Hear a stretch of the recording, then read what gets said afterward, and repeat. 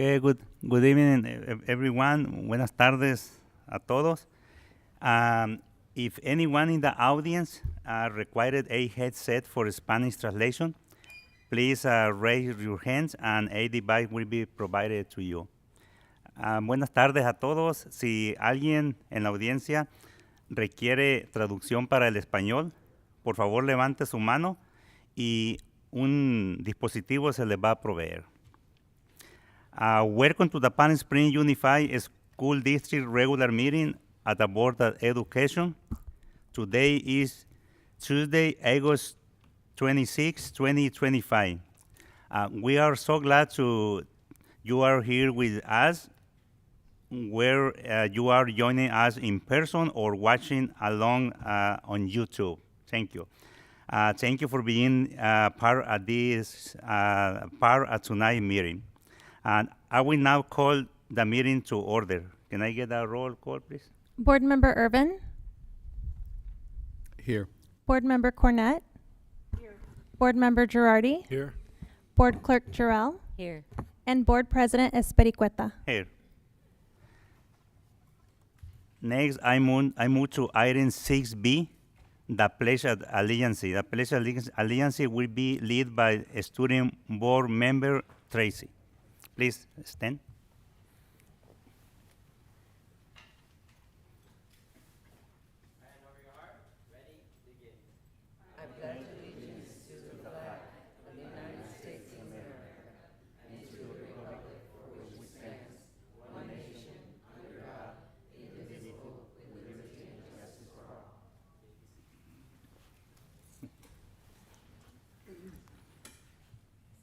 Thank you.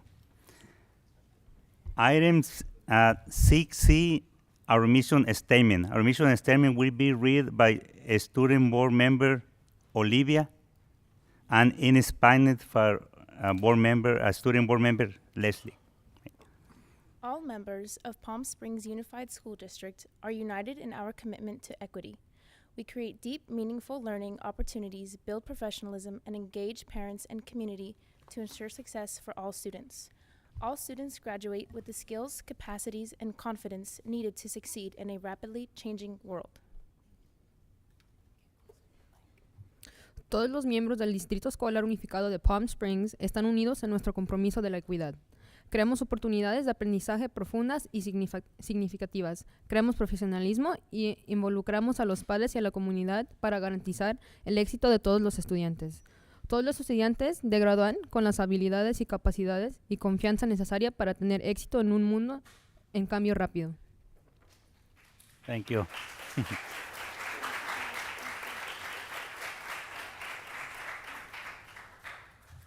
Item 6D, the length acknowledgement, will be read by the student board member, Sarah. The Palm Springs Unified School District acknowledges the Cahuilla as the original stewards of the land on which the Palm Springs Unified School District facilities now sit.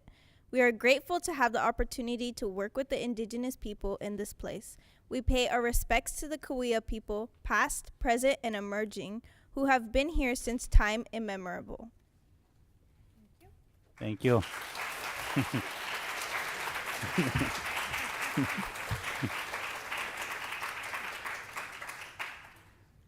Item 7, report of closed session action. Claire Girel, are there any closed session action to report? Board President Espericueta, there are no closed session items to report. Thank you, Claire Girel. Item 8, approval of the agenda. Can I get a motion to approve the agenda Board President presented? Yeah. Board President Espericueta, I'd like to pull an item before you approve the agenda, item 15P, which is the approval of the revision to the expanded learning opportunities plan for 2025-26. I'd like to bring that back next board meeting and give the board an opportunity to review that. Okay. Thank you. Yeah. President, I wasn't here at the last meeting, so I would just abstain. Okay. Okay. Okay. We will approve the agenda, pulling the item 15P. Yes. We will bring back the next time. Okay. Yeah. Can I have a motion? Move for approval? Second. Or please vote, or in favor? Aye. Aye. 4 ayes and 1 abstains. Thank you. Why are we abstaining? Yeah. Approve the agenda, you don't need No, no, It's for the minutes. yeah. For the minute from the previous meeting. Okay. Uh-huh. Yes. Okay, okay, I catch. Okay. Thank you, yeah. Item pass 5-0. Item 9, 9A, approval of meeting minutes for August 12, 2025. Can I get a motion to approve those minutes? I'll move that. All in favor? Aye. Aye. And one. I abstain. I abstain as well. Okay. Three in favor, 1 and 2 abstains. Thank you. Thank you. Item 10, special recognition.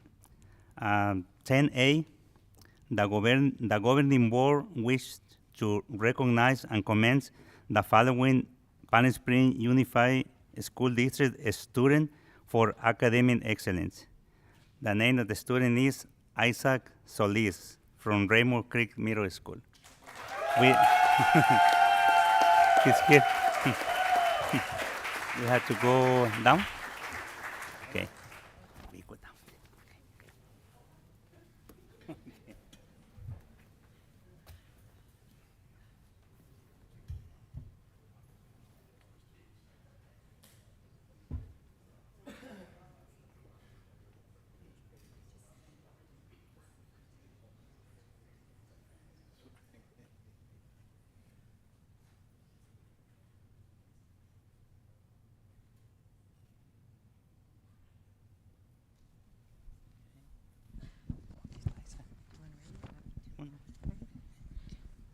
Okay. This is awarded to Isaac Solis, a certificate of excellence in recognition of your extraordinary commitment to hard work, dedication, perseverance, and exceptional academic excellence at Raymond Creek Middle School. We're so proud of you during this 2025-2026 school year.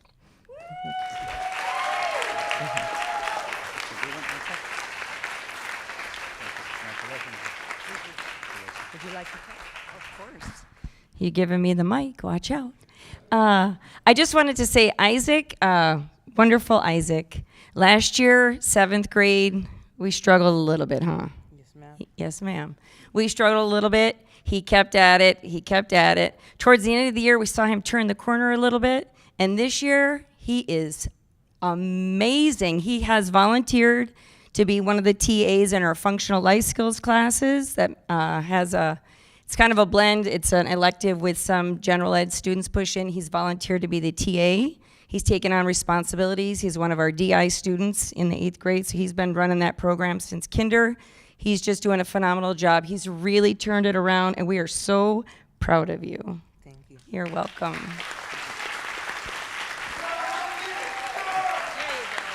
you want to say anything? No, no. No. No? Would you like to shake your hand? You can. Oh, you could. Run down, run down that way and come back. You're welcome. I'm going to sit down.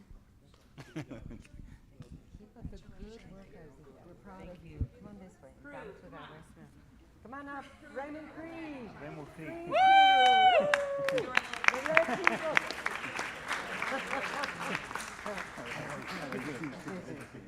Hey, we get everybody. You want our tunnel or we're good? Oh, we got a tunnel, they're good. We're going to get, yeah, so I want him to be right here. And then, here you go. And we're going to have you guys kind of, but you can be in the back. You so nope. Okay, here you go. Everyone look right here. 1, 2,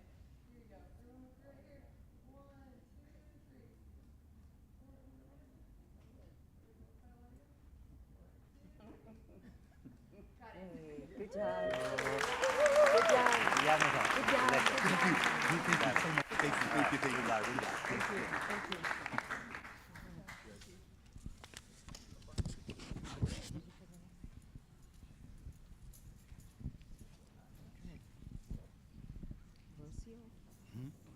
Rocío.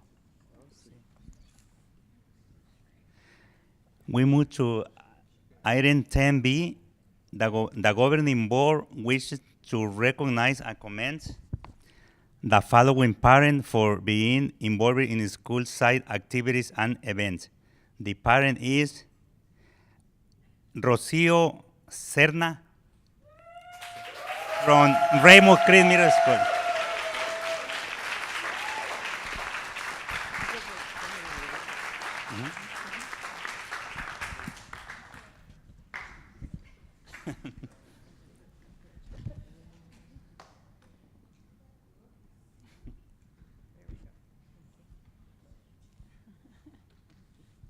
Esa es la despedida de Rocío.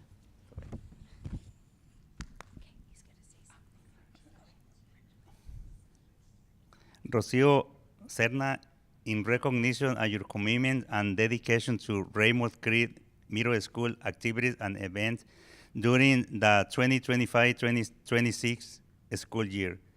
Congratulations again. Would like to say something? You want to start? ¿Start tu familia? No. Muchas gracias a todos. Thank you very much for this. This is amazing for me, for my family, and for my community, the Hispanic community. So I'm glad to be here. So thank you for all your effort, and thank you for everything. Gracias a todos.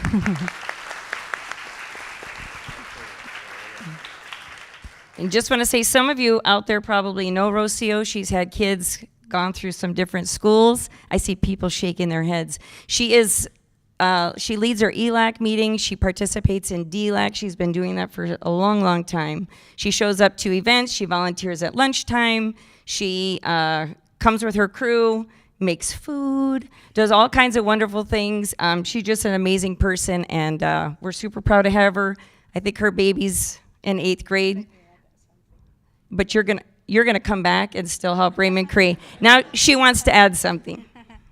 Muchas gracias, de hecho, a todo el staff de Raymond Cree, a Mr. Maraz, Miss Díaz, Miss Boone, Miss Love, y Miss Robert y su esposa y todo el staff, porque siempre nos han apoyado en todo. Muchísimas gracias.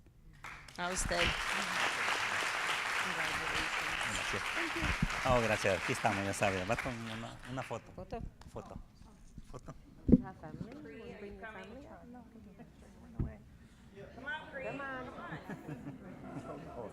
¿Que te quiere más al medio? Creo. ¿Ahí está bien?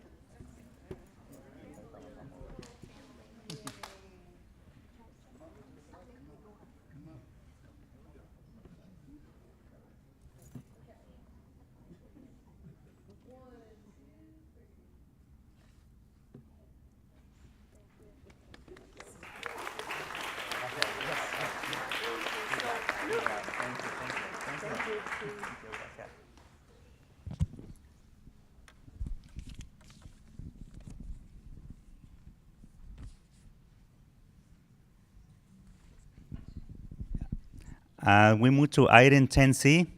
The governing board wishes to recognize and commend the following 2025-2026 student board members and administer the oath of office. Let me call the student board members to the front. From Desert Hot Spring High School, Sarah Singh.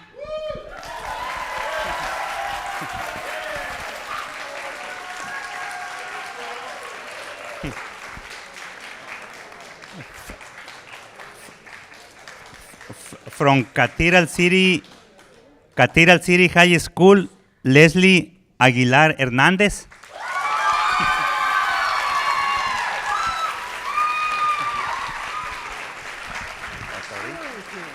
Congratulations. Sorry,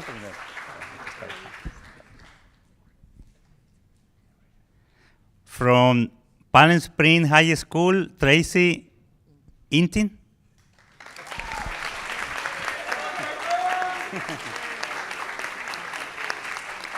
Intin.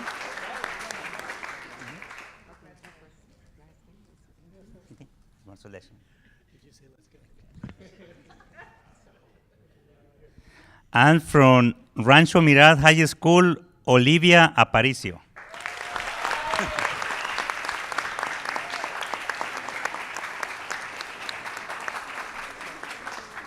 Congratulations, Olivia.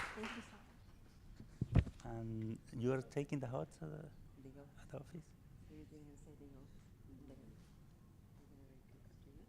Cada month. Not in them. Which? Oh, right. Can you take it, Dr. Funches? Okay. And they need to have, let me pass one. Okay. This is the oath.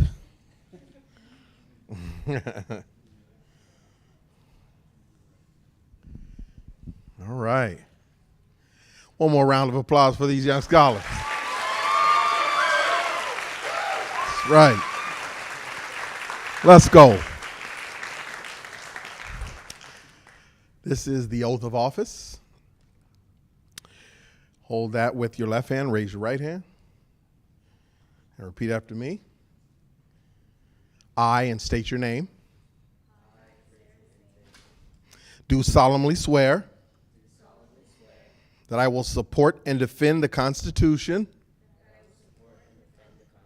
of the United States and the Constitution of the State of California against all enemies, foreign and domestic, that I will bear true faith and allegiance to the Constitution of the United States and the Constitution of the State of California, that I take this obligation freely without any mental reservation or purpose of evasion, and that I will well and faithfully discharge the duties upon which I am about to enter. Congratulations.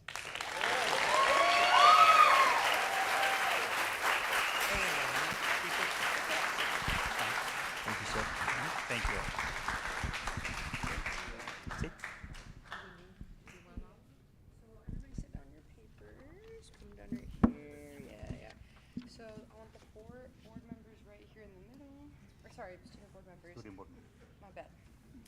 You guys cover up this table so you guys scoot down a little more. And then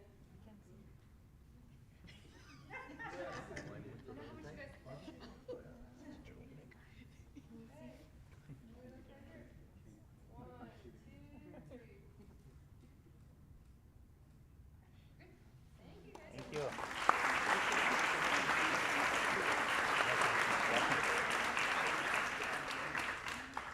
Sit. Yeah. Let me do one.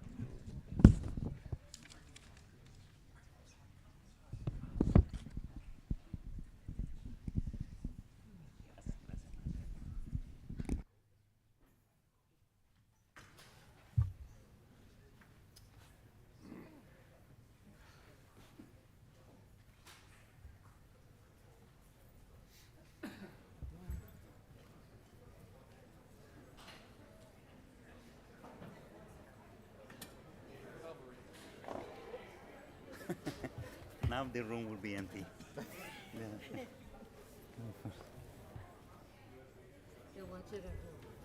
That's right.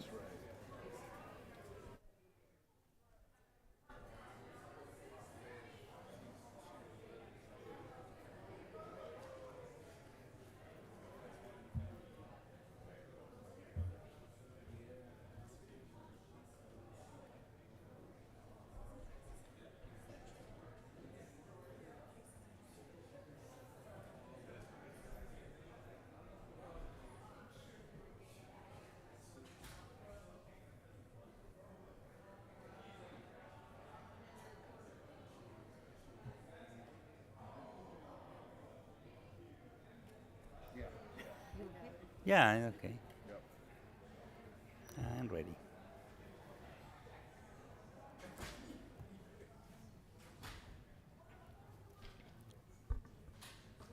Okay.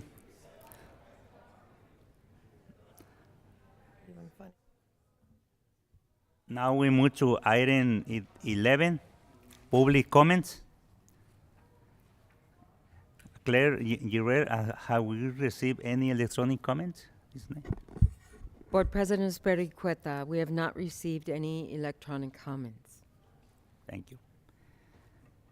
In-person comments. All comments are to be directed to the board, be under 3 minutes, and shall be devoid of any personal attacks. Members of the public are expected to maintain a professional, courteous decorum during public comments. Board members do not respond to public comments. We have one member of the audience that would like to make a comment. His name is Jenny Lancaster. Please come.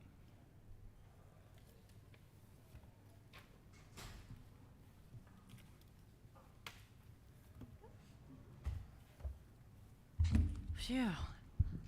Well, the first thing I have to say is I'm impressed because you guys are inclusive. I felt that with all your kids. That's really nice. Well, the reason I'm here is to bring awareness to a need in your district. I'm a children's author, and I've worked with children and done programs in schools. But I'd like to begin my idea about inclusive to reflect some of the feelings of the kids that you have in your school. So if you can just kind of get in your poetry mode and feel these feelings. I am a tree with no leaves, a plant with no flowers, a bird with no wings, no songs. I am a book with no words, no pictures, an obedient servant, not family. Well, why do I bring that up? Because there's a nationwide problem. That problem also includes our schools in this area too. The Vermont Association for the Deaf, in a statement, said, deaf and hard of hearing children are isolated in their public schools, and often they are the only students who use sign language or who have no access to sign language at all. Learning is severely limited when a student needs to watch an interpreter every day and has no one else to sign or talk to. So I have a book that has been helping kids in schools. It's called Opal and the Secret Code. So the story of Opal is historical fiction. It builds a bridge of compassion and understanding between deaf and hearing communities. So Opal's resilient spirit enabled her to overcome so much in her lifetime. She became a well-educated, dignified person loved by so many.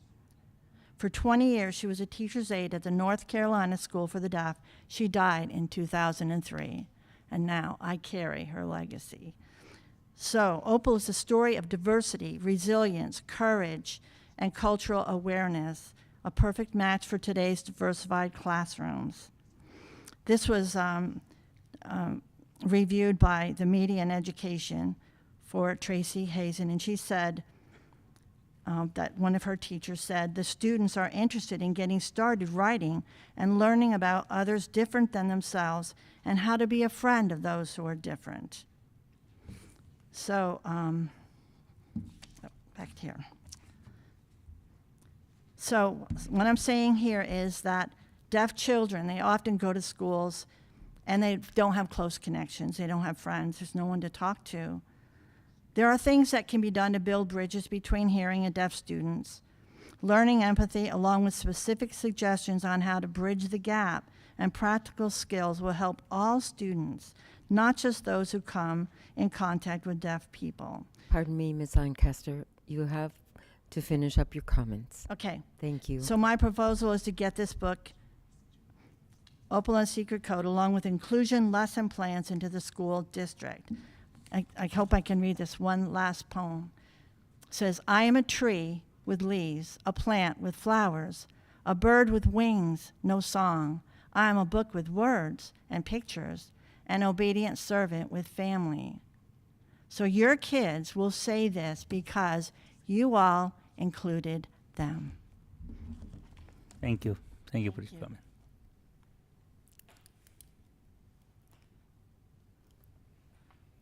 And Do we have any member of the public who wish to address the Board of Education? No? Okay. Seeing none, we move to item 12. Item 12A, Educational Service Program Update, OE 10. Dr. Okay. Collins.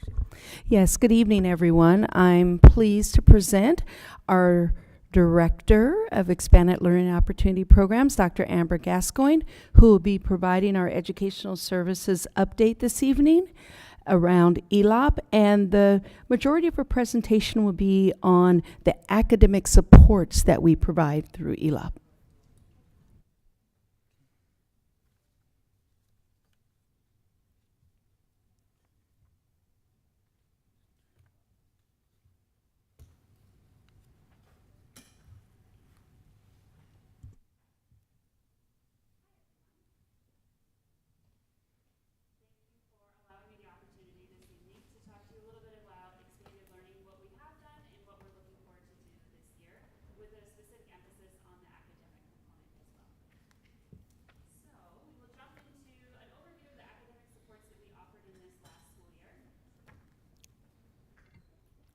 Better. All right, here we go. You're welcome. We were able to offer site-based interventions, and that is open to all teachers in our elementary and middle school settings. They had the opportunity to sign up throughout the year in order to provide those services. And so we had 77 8-week sessions that ran across our elementary schools. And then Painted Hills had 5 8-week sessions as well, with one year-long program that ran through the supports of their MTSS and Dean of Students, and they had rotating students throughout the year. So we were able to target some of our students and really focus on closing those academic gaps that we're seeing across our schools. The other big piece, knowing that our students need all that additional support and knowing that our teachers can't necessarily give additional time beyond the school day, we also partnered with Carnegie Learning in order to provide those tutoring services online for students. So all of the tutors that are provided through Carnegie are certified teachers across the nation. We did TK through 12th grade and had a considerable number of students that participated. All of those cohorts run in 10-week increments. They're given a pre-test and a post-test. And Monica was kind enough to give you information at the beginning of the meeting. And there's packets in there that have 3 separate reports, and they have information on all the data from each of the cohorts that were done throughout the school year. So they combine them in cohorts 1 through 3, 4 through 6, and then 7 through 10. And I won't go through all of them because that's a lot of information, but it does give you details on how the students performed on their pre-tests and post-tests, and talks about attendance data and what the parents were seeing, the feedback from students as well. So if you have questions on that after you have a chance to look at it, I'd be happy to answer them. All of the lessons are done in language arts and math, and they are lessons based on our standards. So the great thing about Carnegie is that they align to our PSUSD scope and sequence. So they don't just pull lessons from generic standards. They really truly are focusing on what we're doing in our classrooms to help support our students in their current standards and academic progress. We do also offer bilingual support. So if we have students that are newcomers or students who still need that help with their native language, they do have tutors that allow for that as well. And then this past year, we also added in a dual immersion program. So we now have dual immersion lesson plans that are supporting our students in the dual immersion program as well. Services were offered Monday through Thursday from the hours of 4 p.m. to 8 p.m. so parents could sign up for whatever worked for their schedules. And then we also ran 2 summer cohorts as well. Is this tutoring in person or online? It is online, but it is face-to-face. So they actually interact with their tutor. The great part about Carnegie is they assign the tutor, and the parents can request that same tutor if they choose to do additional cohorts. You'll see some of the parent feedback in the information that I gave you, that just how highly they speak of the connections and relationships that their child was able to build with their tutor. Even starting into this school year, because we've already begun, they've already been sending out requests. Oh, can we have Mr. So-and-so? Are we able to still have the same tutor as last year? So it's been nice to see that transition piece is still there as well. We know the value in our students having their teacher and being able to have that additional support from them, but having that extra person, and having it be somebody consistent has been huge as well. How many students participate in Carnegie? I am so glad you asked, Ms. Cornett. That's on the next slide. Oh, okay. Well, what do I- So, speaking to what you just asked, for participation last year, we had 536 unique students that participated. Now, many of those students participated in numerous cohorts throughout the year. So, I have a breakdown for you by ethnicity. I also threw in there how many special education students participated, and then gave you the percentage in terms of that 536. That's the percentage of students that were participating. So 80% of the students that participated were Hispanic. 4.9% of the students that participated identified as Black or African American. We had 15% of those students that participated with special or part of special education. And then I gave you the breakdown as well. And then in the box at the bottom, that actually details per site in the range of how many students from each site were participating. So you'll see in those first two columns, everywhere from Rio Vista down to Bubbling Wells, they had somewhere between 21 and 43 students per site participating, and then it moves over by columns. Could you answer? Sure. Probably you all have the answers to Dr. Kovacs. The question about lesser students in the high schools, because they offer tutoring at the high schools in math and maybe other subjects. I'm not sure. Is that right? Yes, the tutoring for the high schools is through Carnegie, but all of the other programs for ELOP would be TK through 8. And In the high schools do have other offerings as well. I can't speak to that, having not run them, but I do know that there are some additional offerings. But I'm glad that you brought that up, because at the end, I have a new offering that we're going to do this year as well. I just have a question about Carnegie also. Sure. Do they charge per student, or how do they bill the district? So we're paying per hour. So we have hours set aside for the hours that parents are signing up. So the parents, when they register, have a choice to do a group or they can do one-on-one. In the lower grades, especially like the TK, Kinder, and First, we try to encourage the smaller group setting, just to allow the kids to have a little bit more interaction with each other. But that, no matter how many kids are in a group, we are charged just for the time that the tutor is there. So we're not charged per student in a small group. It's by the student. Oh, okay. Thank you. You're welcome. Amber, may I just add that you may sometimes, or in the last couple of years, we may have submitted an additional purchase order, and it really is to add additional hours for Carnegie. So if we've used all the hours, then we submit another PO to add additional hours for the needs. And some of the hard part was transitioning from the programs that we had previously. I didn't get any data from them, to be 100% honest with you. And there was never even a list of students that we received. So I never knew who was actually participating.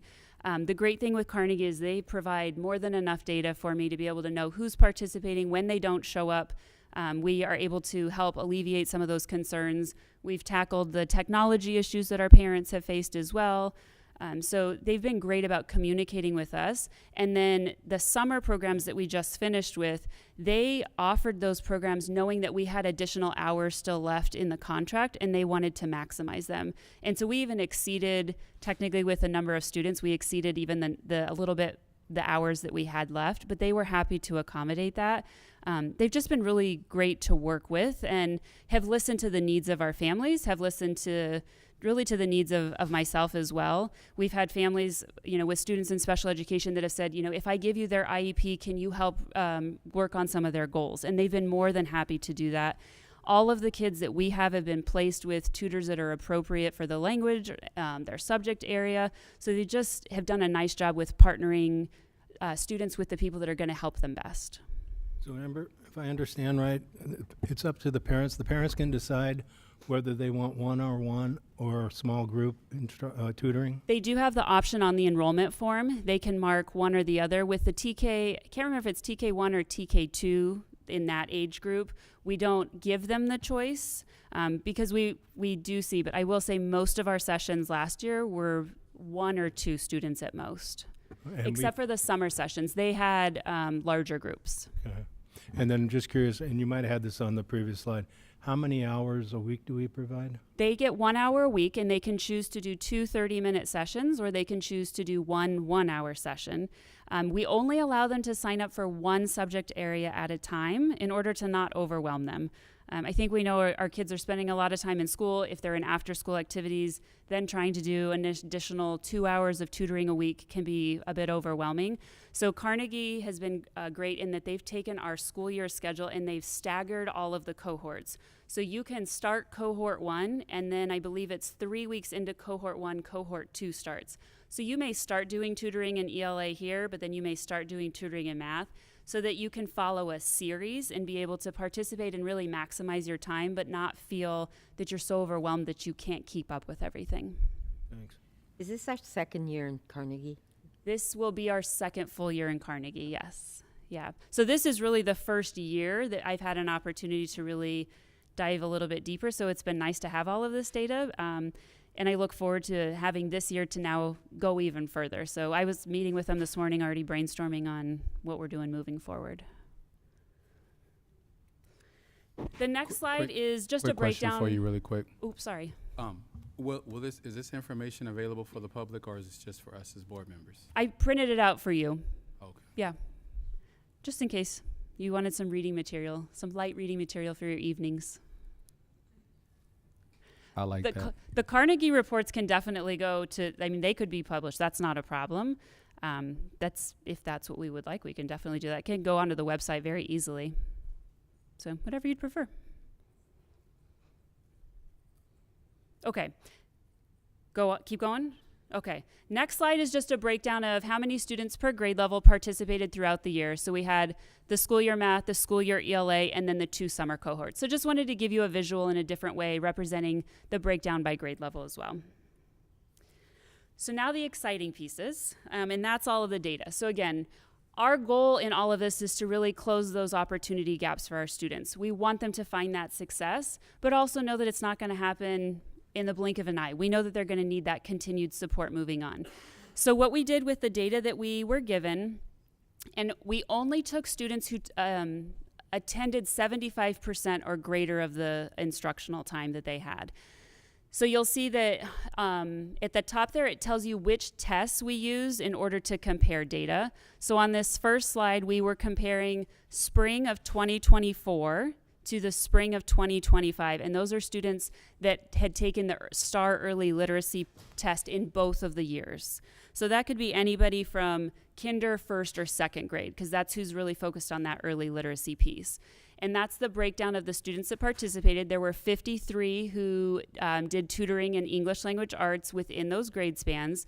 So you can see we had some growth, and then we had some that maintained at that highest level, but a large chunk of our students are sitting at that maintained level, which we would expect as we're continuing to move through this program, and we're continuing to help them during the classroom time, their classroom day as well, and really getting to moving them forward. That lowest group is the one that we'd like to kind of nail a little bit, dig a little deeper into them, and see if we can make sure that we are providing supports for them as well, knowing that they fell behind a little bit, and we want to see what we can do better to support those 2 lowest groups. I guess we don't know why 22% declined a level. I wouldn't. These are students across our entire district, and without knowing them individually and personally, I wouldn't be able to give you to pinpoint any reasons to that. We are going to be pushing out through Carnegie directly, inviting back all of the families that participated last year and really try to get them to come back. We also know that this is based on one test. So we could be seeing a lot of growth. I know there were several teachers last year who commented that while they may not have seen tremendous academic growth, the self-esteem that the students were exhibiting in the classroom, the confidence that they had, just even in being able to answer and participate, had really grown with participating in tutoring. So I'm hopeful with even just that little piece, building that onto the academics is really going to help our students shine. And the cohort is just 8 weeks. It can't be longer, or is it through the year? It's 10 weeks. So each cohort is 10 weeks, and so they take our scope and sequence throughout the year, and they break it down into those 10-week increments. The goal is to try and support what's happening in the classroom as best we can through tutoring, so that hopefully they're seeing commonalities between the two, and it's supporting the instruction that they see. Again, we want to close those opportunities, or we want to give them as much opportunity as we can, closing those gaps. So we don't want to teach something that hasn't already been covered or not really supporting what they're already doing. But Carnegie's also very good about understanding if a student is struggling with, say, concepts from a year prior. They will bring in lessons to help the student fill in some of those gaps as well. So if I have an 8th grader that's having trouble with math, I can dial up Carnegie, or I have to be accepted in that cohort? You can, so if you're a student at any point in the year, you can sign up for the next starting cohort. The cohorts are starting usually every 2 to 3 weeks, depending on how the holidays fall. So it's a pretty quick timeline on turning it around. But the new opportunity that we have this year will also help fill in some of those I need help right now gaps that we have. I got a question as well. So Sure. For just the public, what is maintain L4 and what is maintain level? What does that mean? L4 is your level 4, so that's your highest level. So those are the students who are already achieving at the highest level on the score. And L3 is the level below that. So doing level 4, level 3, level 2, and level 1. Okay, and then so maintain level is a little different than. So that when they're maintaining the level, meaning they stayed at the level they were at from the prior year. So in 2024, if I was at a level 2 and I retook that test in the spring of 2025, if I'm in that yellow category, I maintained, meaning that I'm still at a level 2.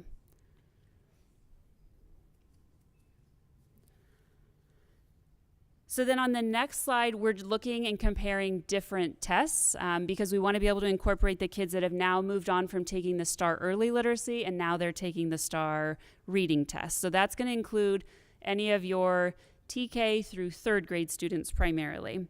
And you'll see trending a little bit better in the higher category there with being able to improve, but still got a good chunk of our students that are sitting at that maintained level, and then some of our students that are still declining. So an area that we want to continue to focus on, knowing that that's why we offer tutoring.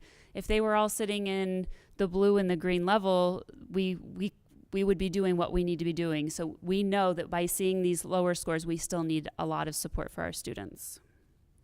Just curious also, do we have a percentage that we're looking to achieve like each year or I don't right now because this is the first year of data that I've had from a tutoring company. So I would love to be able to set goals moving forward now that I've had all of this wonderful data to kind of sift through.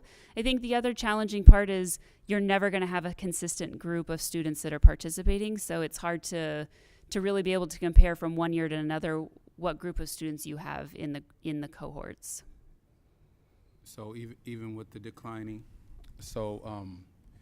if we don't know why the decline is happening, if we don't have anything to measure it, what do we do? Just continue to have the decline just be there, or how do we figure if it's working, or how do we figure out if it's not working, or? I think for me, it's taking a little bit deeper of a dive into some of those students, reaching out to school sites, looking through Synergy to see if there's any data that I can try and pull from there as well. There's a lot of our students that are just struggling at home, life struggles. We know that. We see it on a day-to-day basis. And so I don't know if that's some of the students. I don't know if it's the home life that's impacting them.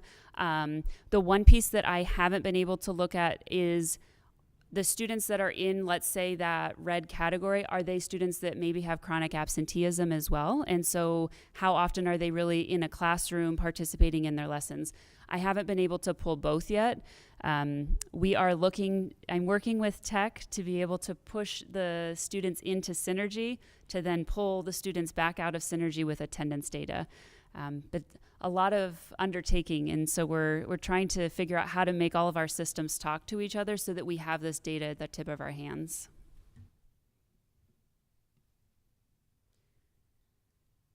And then the next piece continues to go on. This time we're looking at the STAR reading results. So again, comparing spring of 2024 to spring of 2025. You can see the breakdown there. This involves 174 students that participated in anywhere from 1 to 3 cohorts in language arts specifically. So you can look there, and then this would be including students who were in 4th grade or higher in spring of 2024, so that they had comparable data. And then we jump into, sorry, that last one is your STAR data. This one is your CASP data. So this is looking at our state testing. This included 135 students, and you'll see the breakdown there. And my biggest question was, of those students in that L1 and L2 strand, are we seeing that they're making growth within that strand? And I think that one thing I want to point out is this is all based on preliminary data. So we don't know anything for sure yet. I'm using what we have available. And as they're moving through the grades, the standards are becoming more complex. So we're not comparing their 3rd grade test to their 3rd grade test. We're comparing their 3rd grade test to their 4th grade test. And we know it tends to get harder as the years go on. So we took just the students in that yellow band, which was 69 students, and we broke it down into a little bit deeper. So seeing that 10% or 7 of those students improved from that lower to higher range. So they may have started in the lower range, but with everything, they've been able to improve to the higher end of that same range. And then we had 46 of our students that stayed within the same area of that range. So they maybe stayed in the low area or they stayed in the high area, but they didn't move to another band either one way or another.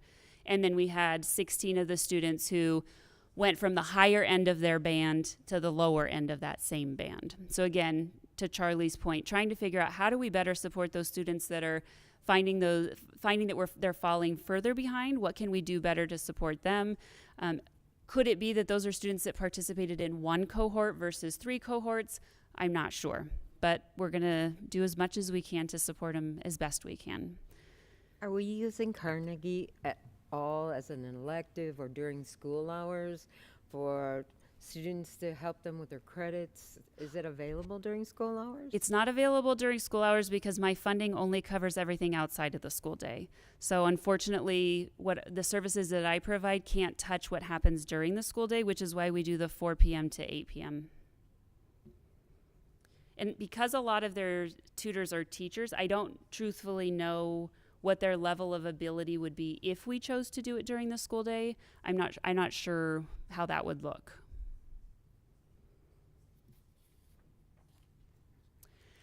And then the math data, I did the same thing with looking at STAR math results, comparing where they were in spring of 24 to spring of 25. So the data's there for you to see that. We had 215 kids that participated in anywhere from 1 to 4 cohorts in math. And I did similar as we did in language arts, where we took our CASP data, very large band of students who were sitting in that maintained of either level 1 or level 2. And so we broke that down even further into looking at where were they in terms of those bands. Again, preliminary data, so there's always hope that maybe this will look a little bit better once we get everything finalized, but knowing that we have a lot of work to do. But our goal is, helping all of our students as best we can, closing those opportunity gaps, and providing the services as best we can. This is going out throughout the year. I'm constantly reposting, reminding parents. We have sent out numerous flyers already this year. We've been at back to school nights, promoting Carnegie and everything else, getting families to know that this is a service that's offered to all of our students. We will help you. We can give you an additional device. If you need a hotspot, we can take care of that. So really making sure that they know they have access to it. And I'm going to keep going because I don't want to say what we're doing this year because that's on another slide. Any questions on the math data? Charlie. Quickly.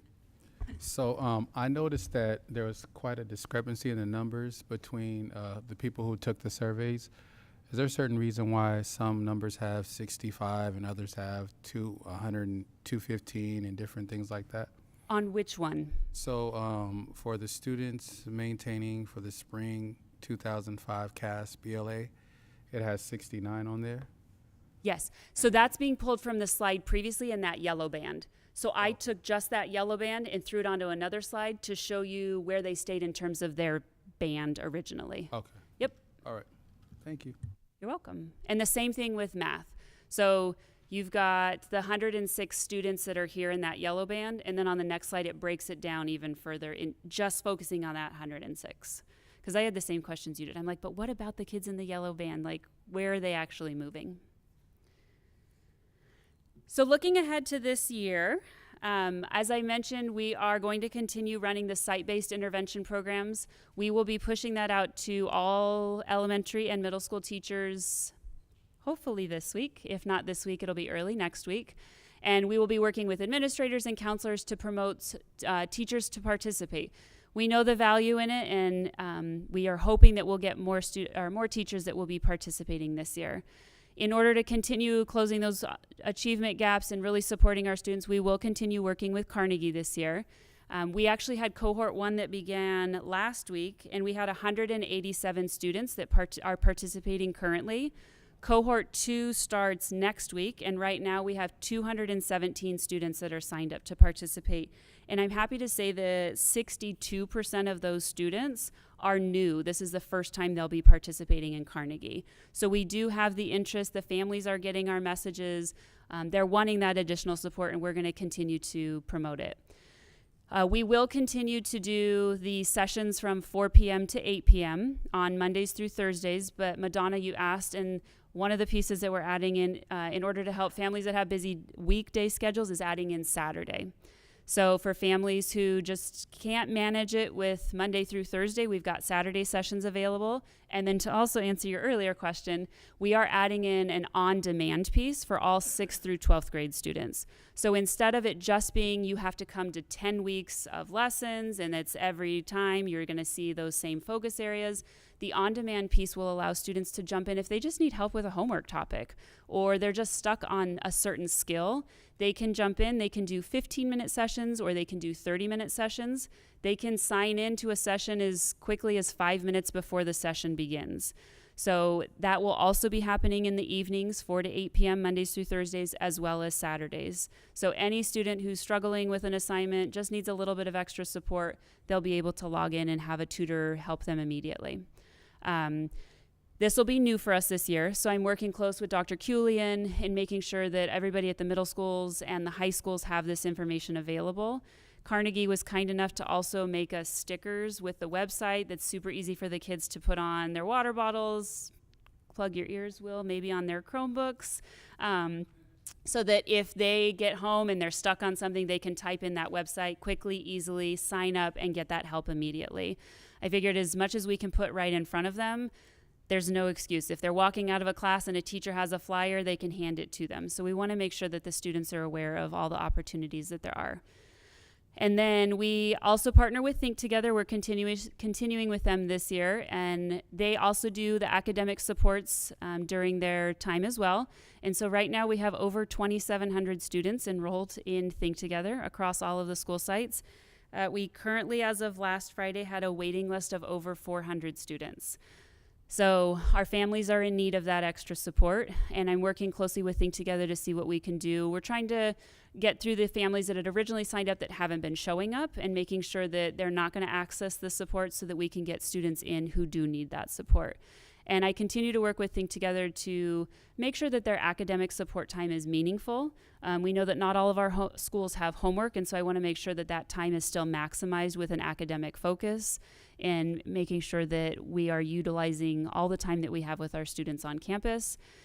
So we continue to partner with the various departments to ensure that there's constant collaboration and that all of our teams, no matter where they are, can help in closing those gaps. And then the last piece is just the enrichment piece. Still focuses on academics because we know that if we can engage kids in their learning one way or another, that's going to benefit them in the long run.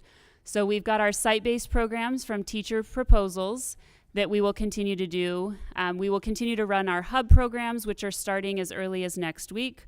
We've got cooking, Creative Club Moxie, and then our new program this year is Lego Art and Engineering. So we're looking forward to that. Middle school will continue to do cooking. They'll have filmmaking, which Charlie was our star of the show and came out and saw us this summer. And so we'll be continuing that with Christian Sesma and Young Creators, hoping to add in an additional music program this year, and then also bringing in Color Guard for all of the middle schools as well. We are continuing our partnership with the Boys and Girls Club of Palm Springs for the swim program. We closed enrollment today. We had 50 slots for first through third grade students to participate in a 6-week program, and we currently have 164 students that enrolled in that program. So again, the need is there. Families are looking for opportunities and programs, and we are going to provide them as best we can. We have aerial arts coming back. We are continuing our partnership with Nickerson Rossi. We have gymnastics, looking to bring in Kung Fu this year as well. There's a new vendor in town whose students are at Cielo Vista, and she owns a ceramic store in Palm Springs, so we're looking to see if we can partner with her as well. And then possibly doing, as I said before, a new music program. We will continue with our non-instructional days, October 13th, which is the PD day for our staff.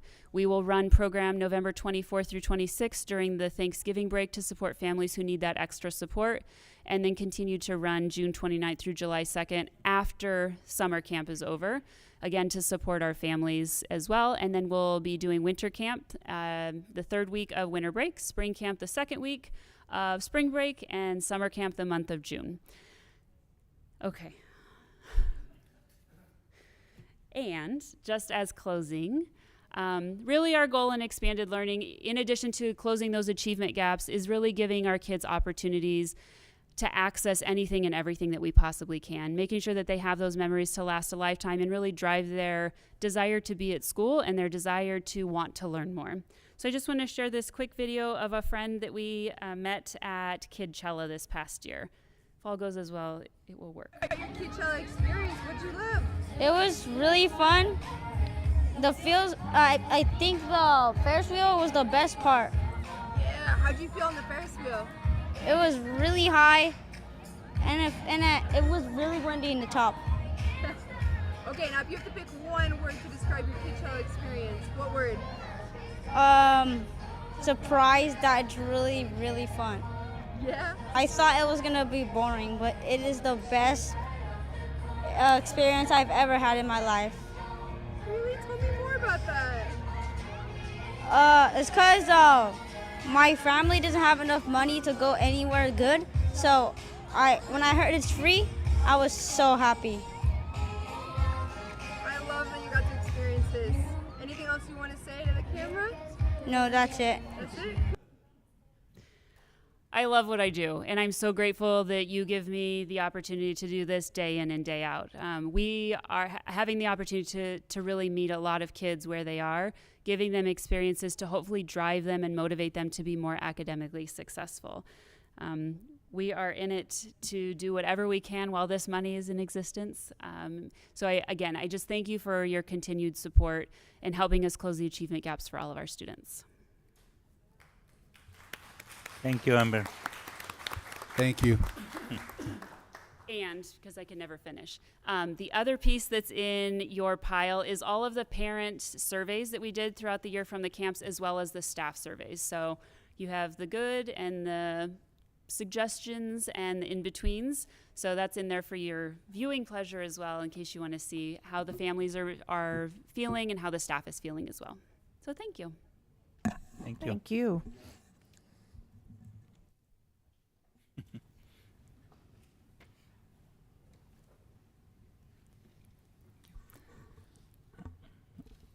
Then we move to item 12V, Facilities Update, OE 10. Thank you, Board President Esperacueta. I'd like to introduce Julie Arthur, Executive Director of Facilities Planning and Development. She's going to give you a quick overview of all the construction that's currently happening around the district. Well, good evening, Board. Thank you for letting me have a few minutes to come up and talk with you about that. Tonight, we're going to only focus on 3 projects. Not all the projects went on this last year, but we're just discussing the 3 tonight. So the 3 we're discussing tonight are Cathedral City High School Modernization Increment 1 and 2, Landau Elementary Modernization Increment 1, and Sunny Sands Modernization Increment 1. The goal of this presentation is basically, we just want to share with you what we've done over the last year. We know that you've seen and heard a lot, design, budget, construction, and we want just to give you a little taste of where we are right now. So up first, we have our Cathedral City High School. I know Not as many people are interested in this, but this is increment 1, our central plant replacement and campus utility loop. This is what keeps Cathedral City High School, every classroom, cool. And these are brand new central plant. We've done the utility loop underground, we've done roofs, and we've done also some of the HVAC units. What's unique about this is we were actually able to get this approved with non-district funds. We have our federal ESSER funds that paid for this entire scope of this project. Everything, we're about 99% done with it. We're in our commissioning phase now. And it was interesting because when I was sharing some of this with Cabinet, Clayton made a comment about the complexity of these units here.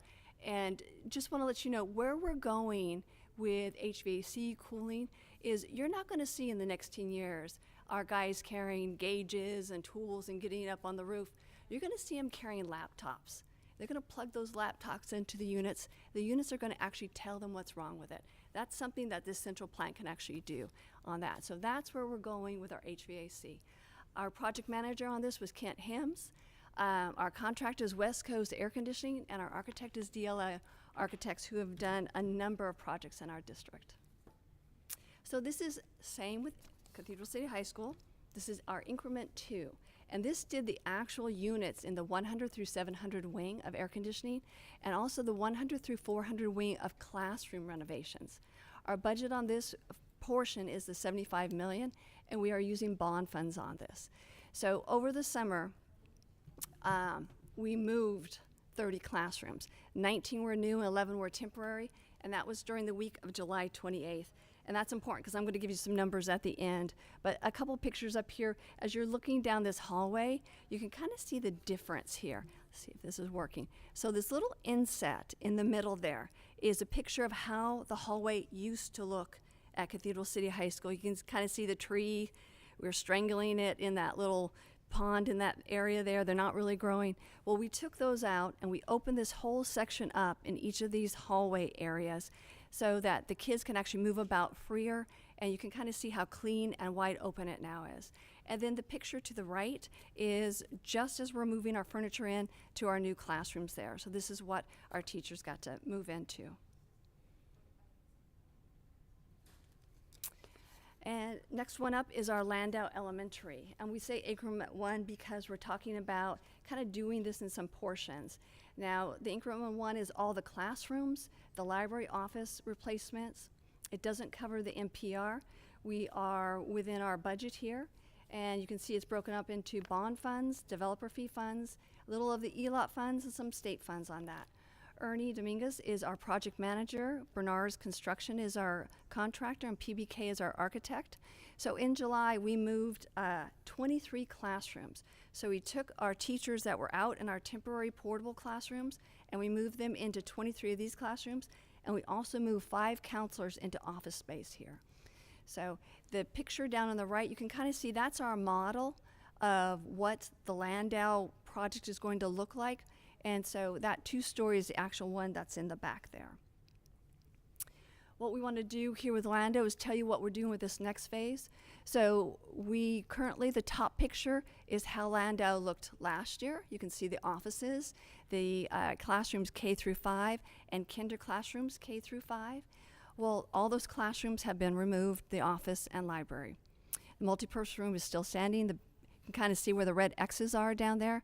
All those buildings are gone now, and we are in the process of getting ready to do our new buildings and coming up, which we're hoping to have done in our summer of 26. So if you get a chance to drive by, it really has changed the look of that school. So please, if you have a chance, please do. Next up is our Sunny Sands Elementary, kind of mirror project of Landau going on. Ernie Dominguez is our project manager on this. Bernard's Construction, PBK Architects. Same budget, just a little more on this one. We have a little more square footage here. Up in the corner, you can see that's what our classrooms are looking like right now in that 2-story. And we moved 23 classrooms and 3 new offices here at Sunny Sands. And you can kind of see the circle there is where that 2-story is in the back. That's exactly where this building is right now. You can, a few differences between Landau and Sunny Sands 2-story. Sunny Sands are our orange and yellow colors, and Landau are our 2 tones of blue. It's kind of a little bit of the difference there.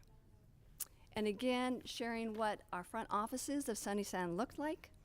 And with the removal of the kinder, the classrooms, our office and our library buildings, all of that's open now. And we have our new buildings also coming next summer of '26. So a big, big change. So with this, I'm going to wrap this up real quick. I wanted to let you know that in the last 2 weeks of July, we moved almost 75 classrooms. So we had, when I say move classrooms, that means we moved teachers into 75 new classrooms. So that includes a huge amount of coordination, and it also moves several districts in our department, just besides our facilities planning. So part of that is, of course, our big thanks to Shannon Phillips, who's in M&O. He does all of our hardware and our door handles and things like that, our keys and locks. And of course, some of our big stars this summer were our ETIS team. We had, if you can imagine, they were supermen. All of those teachers, they had to have their computers set up, their ViewSonic set up. They had access control badges. Everything in that classroom, including phones, had to be done at all of these schools within that month of July. So if you can imagine how much they worked. And so I want to give a big shout out, of course, to Will Carr, as always, but Kelly Williams, Fernanda Cabaja, Derek Clinton, and Joseph Brummel.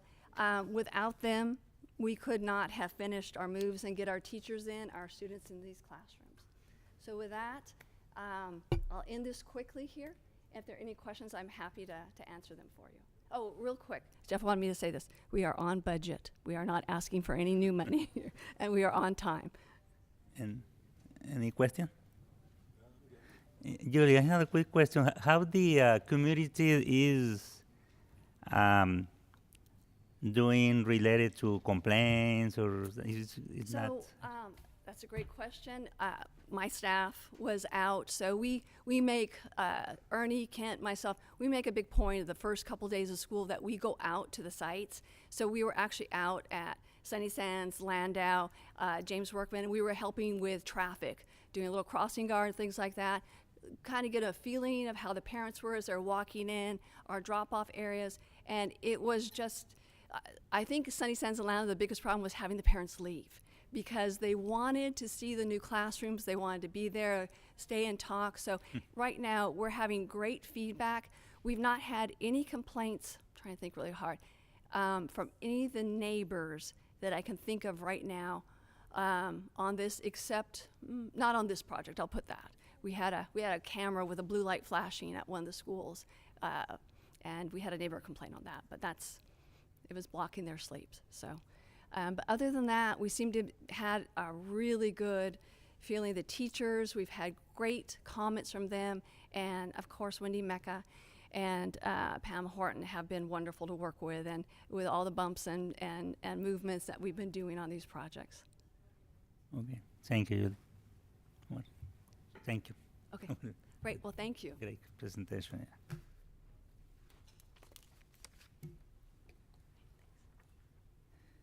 Next item is item 13, board member comments. Do we have any comment from the board? Charlie, you want to start? Okay, so I'll start my board member comments. I do have comments. So on August the 22nd, I went to Palm Springs High School football game on Friday. Palm Springs High School beat Sager Storm High School 38-32 in double overtime. This game was really exciting. Literally the last minute of the game, it was a goal line stand in the overtime game, and they stopped the Sager Storm right on the 1 yard line going into score to win the game. So Palm Springs won that game, and so it was exciting there. Rancho Mirage, I went to their football game on Thursday, August the 21st. Unfortunately, Rancho lost.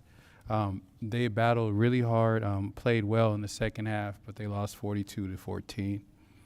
I went to, also on August the 23rd, I went to the family literacy event for English learners and families.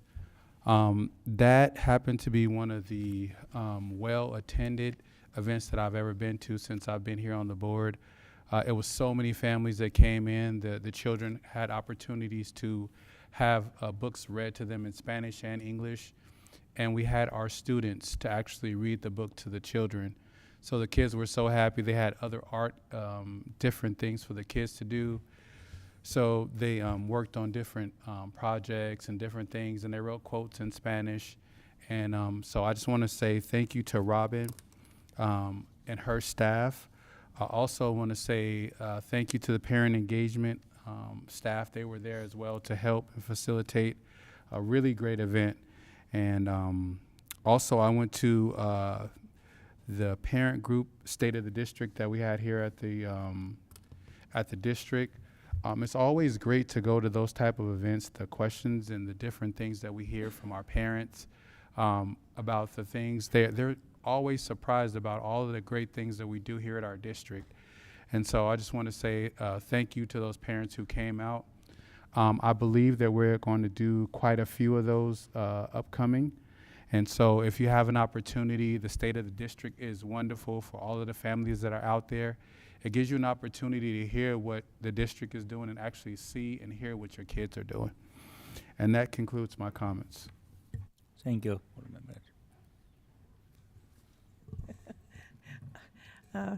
I would just like to say welcome to our new student board members.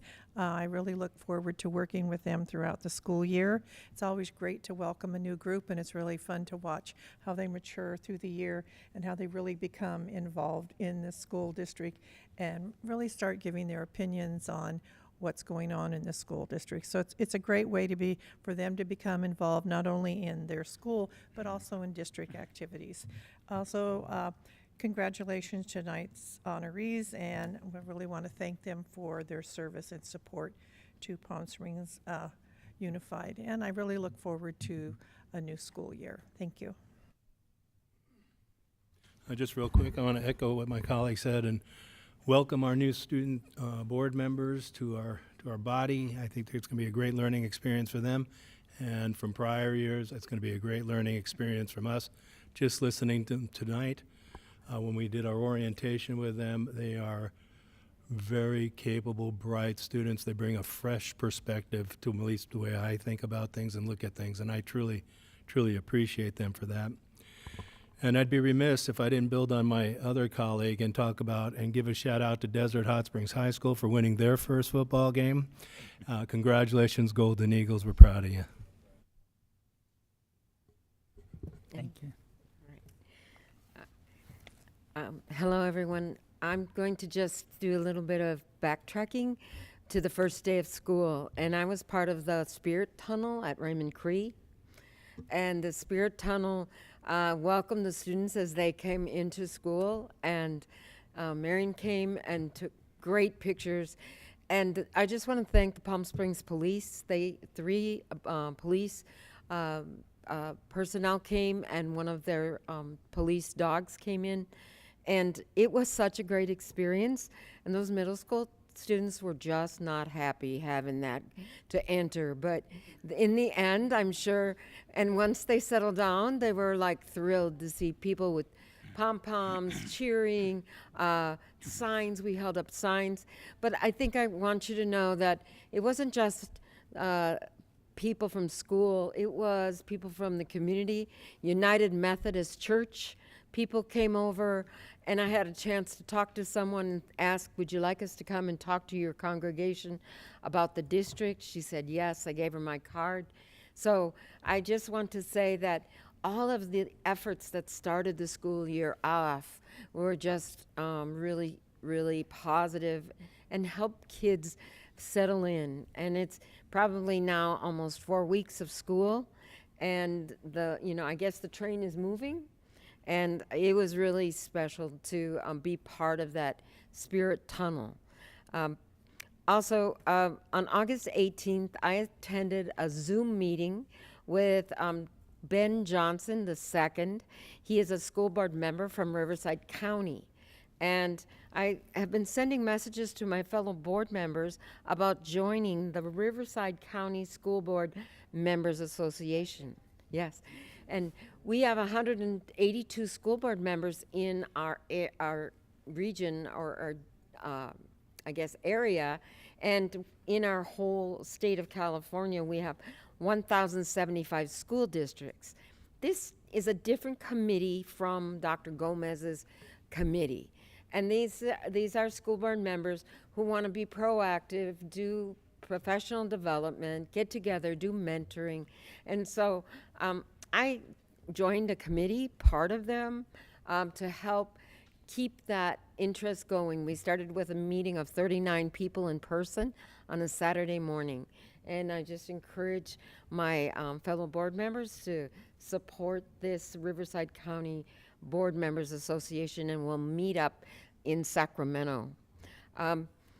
Then I was able to attend Sergio's parent rep group and his presentation to our parents, and what a wonderful night. And it was just spectacular. People had a chance to ask questions. The thing about a presentation like that is it's a lot of information, and I think that it's maybe just the start of having people understand what we do and how we do it. So we might not think of that as just the jumping off point, that we may continue to move the district along and give the public more information and our parents. Dr. Funches shared his amazing story and his message, and that really set the tone for the meeting. I missed the literacy event. I was in Torrance, California for training with the California School Board Association, and they have a different governance model. And this was the part 1 training called Masters in Governance, 1 out of 5. And I was in the Torrance boardroom with 8 other board members from across California. And they have a different governance model called Effective Governance System. And so this is a system of governing that has different components as compared to policy-based governing. And they were talking about a balanced governing system. And so that would look like informed managing or making decisions, policy making, versus uninformed or versus micromanagement. And what I take away from this training as not a new board member is that we still have a lot to learn as board members, and people who help us understand our jobs, help us as we make decisions. This is really important that we get information and details, and that helps inform our decision making. Let's see, what else can I say about that? It's important that we as a community work together, and one idea that I'm going to bring back right now was that we should have groups come and present to the board, like our ELAC group, our CPAC group, our APAC group, and they could hold their meeting here and present to us. And so that was one of the great ideas that I come back to. And so I would recommend that all of the board members and superintendents have attended this training. The 5 parts, I'm going to hold off. It's in 2 weeks, and it's a big commitment to driving to Los Angeles and being there till 5 o'clock. But, and some of this information will be, of course, at our conference coming up. So that's all I have. Thank you. Thank you, Claire. Thank you, board members. I don't have the same long comment. Mine is brief. I want to echo the board members to congratulate the student board member for accept the challenge to be in that position, to be in that role representing the whole high school, and also welcome to the all student board members. And the board member or board clerk Guerrero mentioned in the 20, I have the opportunity to present the stay at the district to the superintendent advisory committee, and was good conversation. I remember the John Boyko mentioned that we plan to have the meeting in 1 hour, but we extend the meeting for more an hour and a half, and maybe the parents still needing more time to act, and that is good. You know, that is good experience and good feeling for us to know that the parents feel free to express their concern, to give ideas to us. Thank you. And thank you to Mrs. Amber Gasolin for your great presentation, for answering all questions. Thank you. And Julie, Arthur, thank you for the update. And we continue working for the best, everything for the best of our scholars. Okay, thank you. Okay, and then with that, I end my comments, and we move to item 14. Item 14 is superintendent report. All right, thank you, board. Please display this. I'll be brief, but I wanted to make sure that I begin to point out the excellence that I see here in Palm Springs Unified. And so once again, I want to thank Amber Gascoigne for her excellent leadership, connecting academics to our after-school programs. Thank you very much. And Ms. Julie Arthur as well for your leadership, being on budget and on time. Appreciate that. Moving right along, I wanted to highlight, next slide, please, a few things that I see in Palm Springs Unified. Let me make sure this is working. All right. I wanted to point out the behavior team. Under the leadership of our executive director, Laura Musel, I met these fabulous individuals that actually push into our school site and help our highest need scholars. That's Eric Martinez, Osvaldo Ozzy Perez, Vincent, Vinny Mejorado, and Sandy Adolph. And I wanted to point out their care and commitment for our young people in this district. Job well done. I'm looking forward to seeing you out there in our schools doing great work. Thank you very much. And then moving on, I also want to capture and highlight our partnership with Cal State San Bernardino under the leadership of Dr. Kovacs and Dr. Dimick. Our scholars, if you didn't know, and you probably did, on the right, they took part in the Coyote Blue program, where our high school scholars get a chance to participate in a 4-day residency, right? And we want to take that same model and see how we can bring our middle school scholars into that fold as well. That's actually that's an excellent partnership. And I want to thank Cal State San Bernardino, and I also want to thank our Ed Services team. Moving right along, I want to draw attention to our Perry Weather system. This is also excellent, right? Laura Dyson and Renee Brunel. And we've installed these Perry Weather monitoring systems across the districts. There's 8 of them, so our school sites can tap into that information and keep our scholars and staff safe throughout the day, especially when there are heat advisories. That's safety excellence. Moving right along here, I wanted to tap into and demonstrate our board's courageous and bold stance on hate speech and the anti-hate initiative and the things that you have asked for this district to put in place. And one of the key components is student involvement and getting our scholars involved in clubs and initiatives and things on their own school campuses to make sure that anti-hate is a focus. And I appreciate the way the district is tapping into the voice of our African-American scholars that have had to endure inward time and time again, and really getting their voice and perspectives as we move forward. So thank you very much, board. I'm very appreciative of that. Also, the parent advisory partners, our parents the other night, board president Espericueta did an excellent job of providing the state of the district. Madonna Jarrell was on hand as well. And I want to thank our board for standing up in front of our community and providing them with information on what our priorities are and how we're moving this district forward for their scholars, all right? And then finally, I wanted to point out Mrs. Yes. Oh, I'm already there. Got to get used to that. So, Mrs. Jessica Pack at James Workman Middle School and the principal, Dr. O'Meara. So I had an opportunity to go over there today and look at the work they're doing with AI integration into the classroom. Ladies and gentlemen, I want to say hats off to that educator. You talk about ethical use of AI. These young people were integrating AI into their lesson.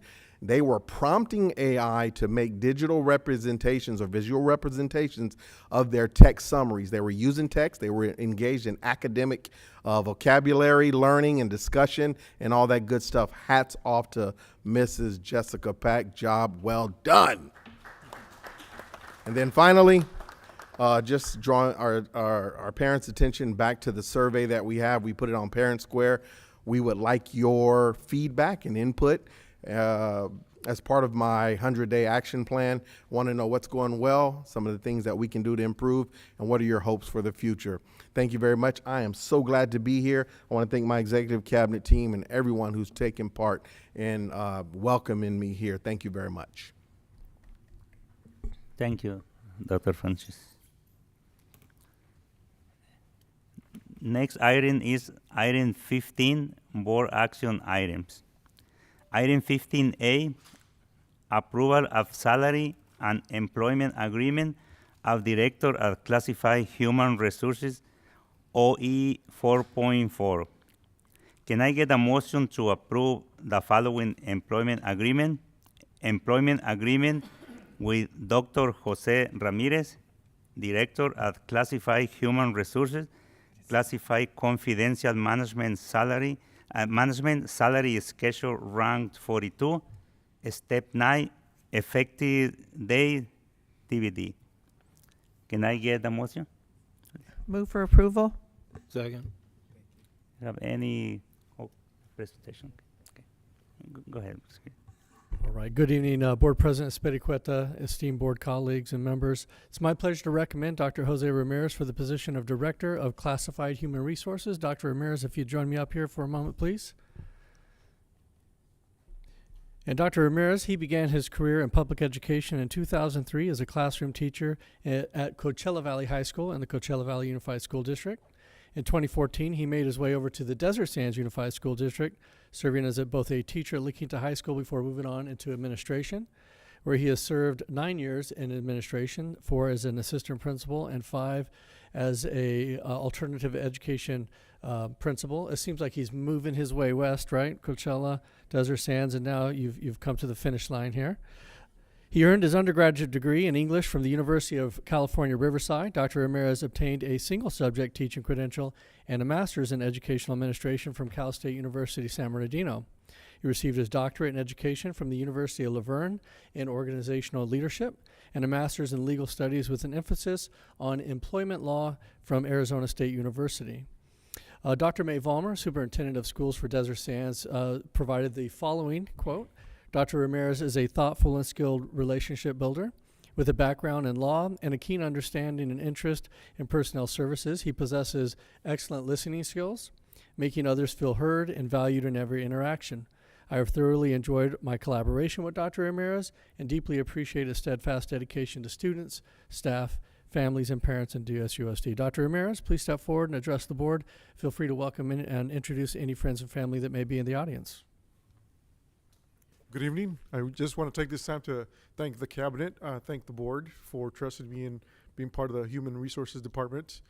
I also want to share that, I'm committed to our district's vision and mission in providing equity, building relationships, and providing services to our families and our communities. My last point here, I just want to thank my family. I have my wife, my son, and my daughter here in the audience. They've been my rock. They've been my support. They've grounded me throughout my time as an educator and as a father. So, again, very excited to be here. The team's very welcoming. The Human Resources Department is right here. They've welcomed me with open arms. It's so inviting. I think that's a testament to the community, the culture that you've established here in Palm Springs Unified. So I'm very looking forward to it. Thank you very much. Thank you.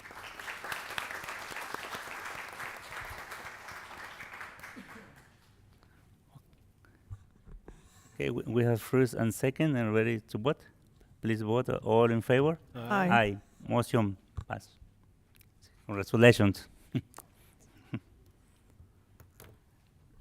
Item 15V, approval of salary and employment agreement of Assistant Principal Jen Warmer Middle School, OE 4.4.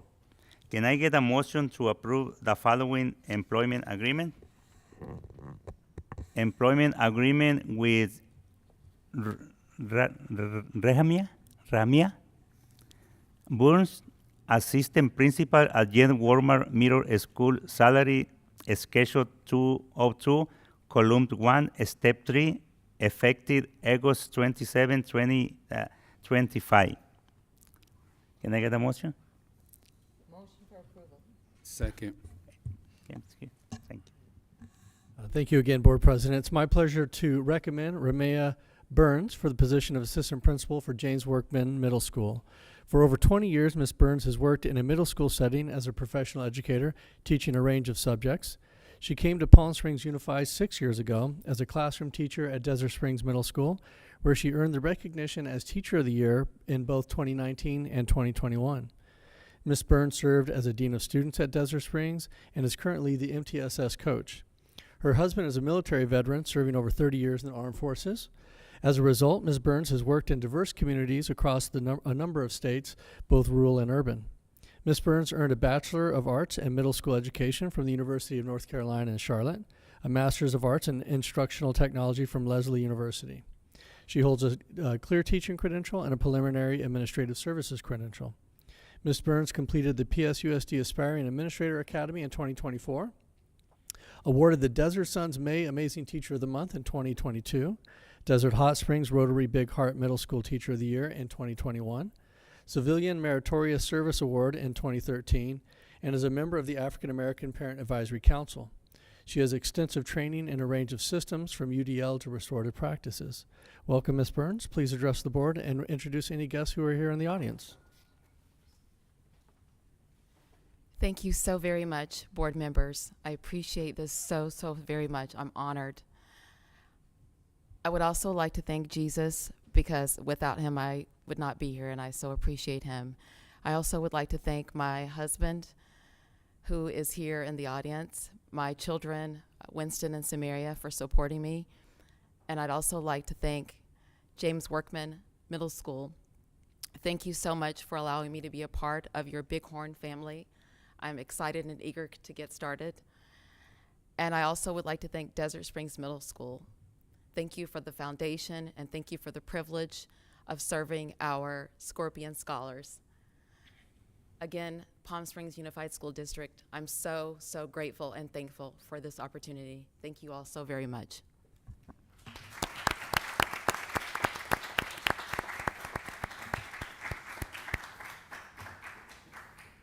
We have first and second ready to vote. Please, all in favor? Aye. Aye. Motion passed. Congratulations. Congratulations. And we move to item 15C, approval of certificated and classified employees transaction, OE 4.4. Can I get a motion to approve item 15C? Move for approval. Second. A little bit. And any question? No, thank you. Please vote. All in favor? Aye. Aye. Motion passed. Item 15D, approval of ratification of successor agreement between Palm Springs Unified School District and California Teamster Local 986, Teams 1, OE 4.9. Thank you, Board President Spedigueta, for giving me about 20 seconds to say a couple words before these two items, 15D and E. I'd like to just recognize and thank the district's negotiating team, the time that they spent, dedication and thoughtfulness away from their sites and their desk. I truly appreciate them. Also want to recognize and thank the Teamsters negotiating team, really characterized by professionalism and diligence on behalf of their members. We value our relationship with Teamsters, and they provide a wonderful service to our families and our students. And in closing, again, a thank you to all of the classified folks and the work that they do to make Palm Springs wonderful. So thank you for that, Board President. Thank you, Mr. Hill.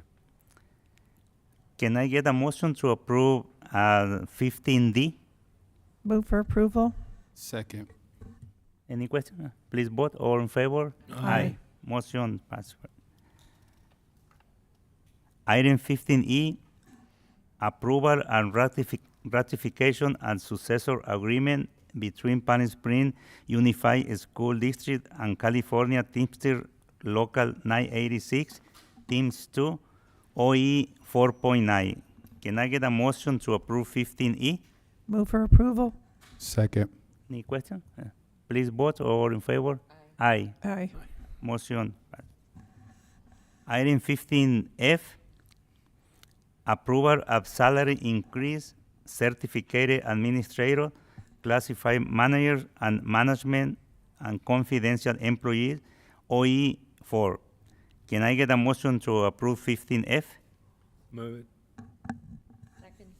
Any question? Please vote. All in favor? Aye. Motion passed. Item 15G, approval of certification and signatures, OE 1. Can I get a motion to approve 15G? Move for approval. Any question? Please vote. All in favor? Aye. Aye. Motion passed. This is amazing. Item 15H, approval of amendments number 1 to agreement number C0005356 with the city at Palm Springs for school resource officer services at Palm Springs High School and Desert Learning Academy for fiscal years 2025, 2026, and 2026, 2027, OE 11.2. Can I get a motion to approve item 15H? Move for approval. Second.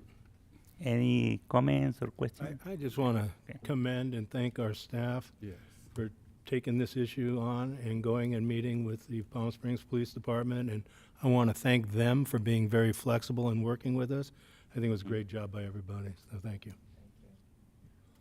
I have another question. Are our other SOR, are they also on 2-year contracts or just one? They are on 2-year contracts. Okay. Thank you. Did a great job. Great job. Thank you. Can bring it out there. Okay, when ready to vote? Please vote. All in favor? Aye. Motion passed.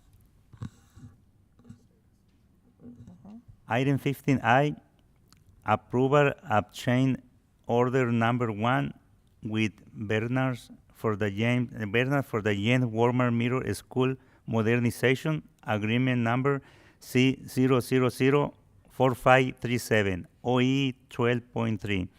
Can I get a motion to approve item 15I? I'll move it. Second. Any question? Please vote. All in favor? Aye.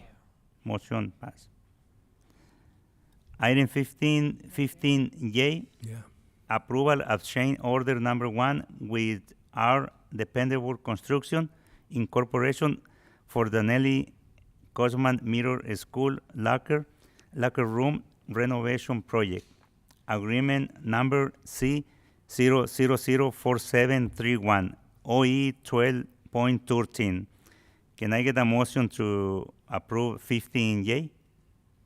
Move for approval. Second. Any question? Please vote. All in favor? Aye. Aye. Motion passed.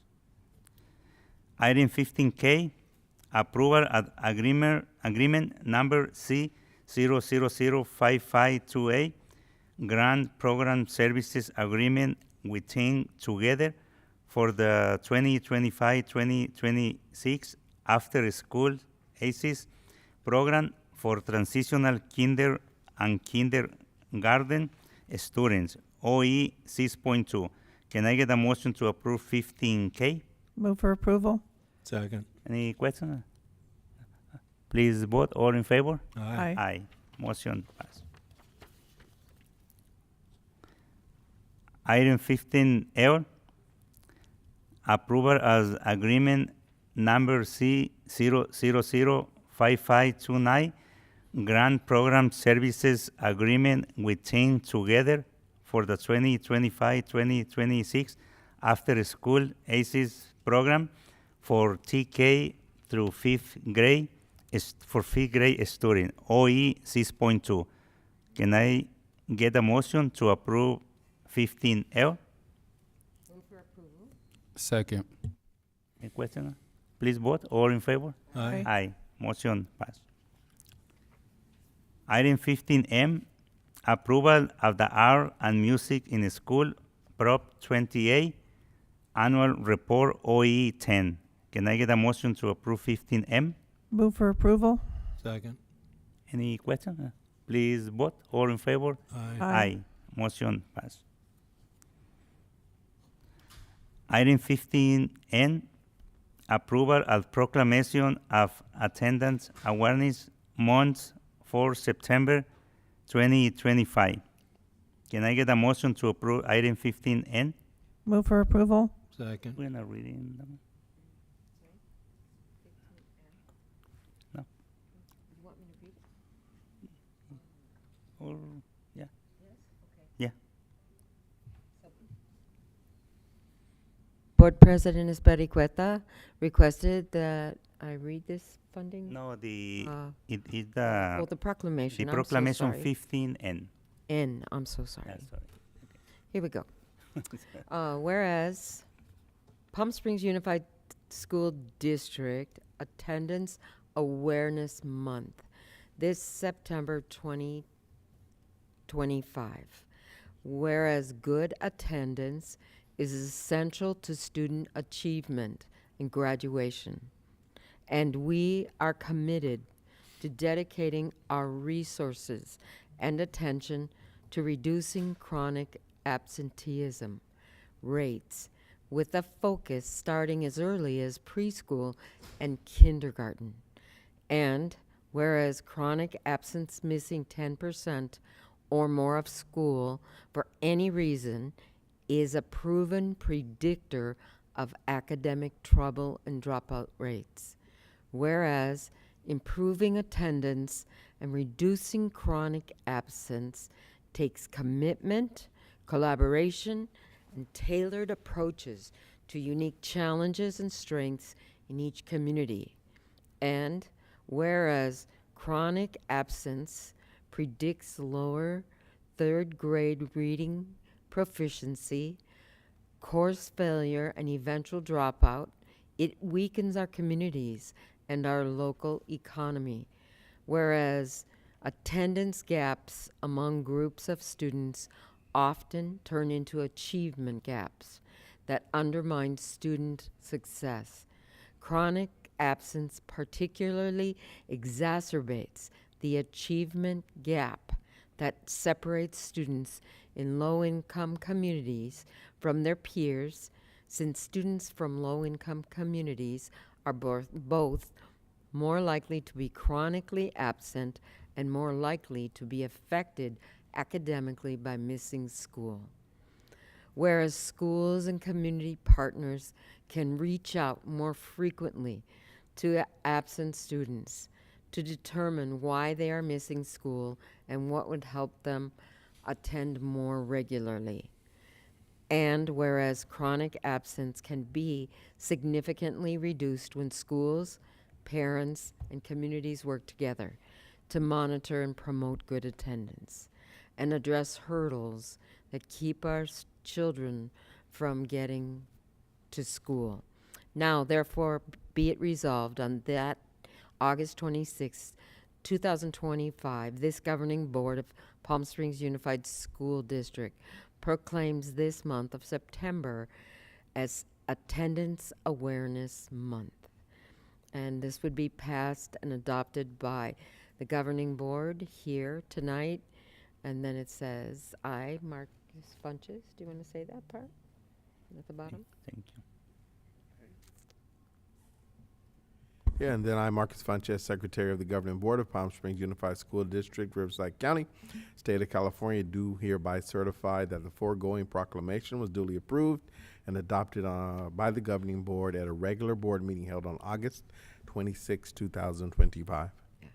I just wanted to tell you that I was phrasing this because the interpreters, if I read through it really fast, the interpreters have a hard time with all of that run-on sentence. So that's why I was flipping it in pieces. So to our interpreters, thank you. Thank you.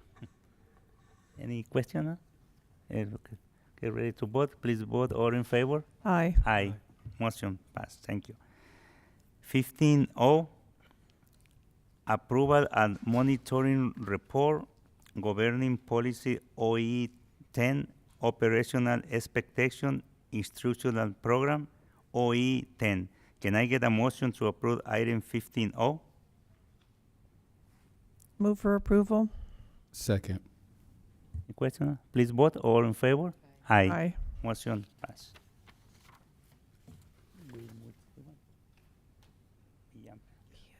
We did. Let's see. Item 15Q, approval at board policy BP 603A, artificial intelligence AI OE 10. Can I get a motion to approve item 15Q? Move for approval. Second. Ready to vote? Please vote. All in favor? Aye. Aye. Motion passed.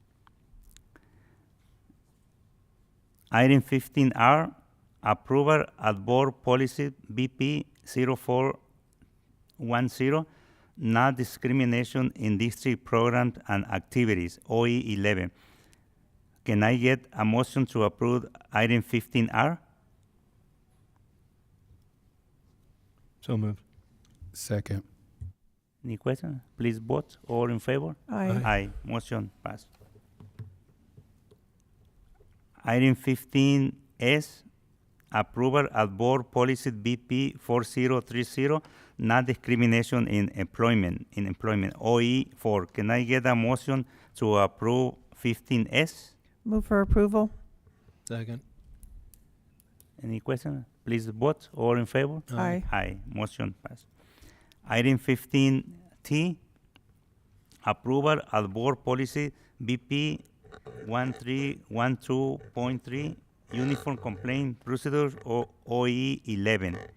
Can I get a motion to approve item 15T? So moved. Second. Any question? Please vote. All in favor? Aye. Aye. Motion passed. Item, sure. Item 15U, approval at board policy BP 4033, lactation accommodation OE 4. Can I get a motion to approve 15U? Move for approval.